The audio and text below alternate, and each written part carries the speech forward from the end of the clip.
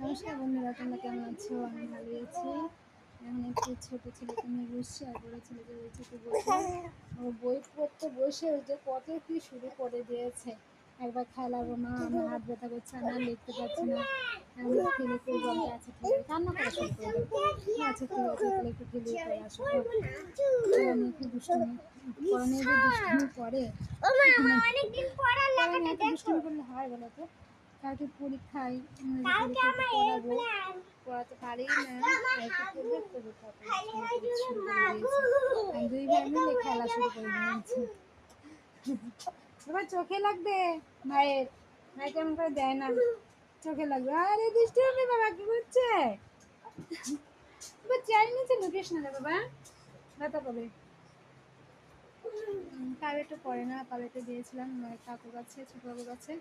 ছোটো কাকু বাড়ি আসে, স্কুলের হেডমাস্টার। আমাদের পরে পড়ে দাদুর কাছে পড়লে একটু যদি লাগে, দাদুর যদি একটু বকা টকা শাসন টাসন করে, দাদু ভাই শাসন করে, দাদু শাসনে করে তাই নেয় না। কাকুদের সময় নেই, বিকালে ভাবছি পড়াবো, বিকালে বা অন্য জায়গাতে পড়ায়, অনেক স্টুডেন্ট আছে, এবার পড়বো এবার পড়বো না, জন্য কাকু আমি নিশ্চিন্তে নির্দিষ্ট হতে পারছে না, পড়বে কি না পড়বে, জন্য অন্য জায়গাতে স্টুডেন্ট হয়েছে, আমার অসুবিধা হয়েছে। একটু পড়াই, পরীক্ষা যখন তো পড়াতে কিছুই লিখতে পারবে না।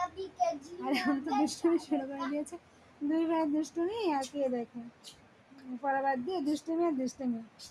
আর ও যে কি চিন্তা করে, ভাবে আমি তো কবে পড়াশোনা করবো, মা আমাকে বকা দিবে না বলা, এগুলোই ভাবছো তুমি বাবা, এগুলো তুমি ভাবছো? তুমি কি ভাবছো, কি চিন্তা? সে চিন্তা করে অন্য এমন করে থাকবে, বলবে কি বাহ কি চিন্তা করছে, কি করছো?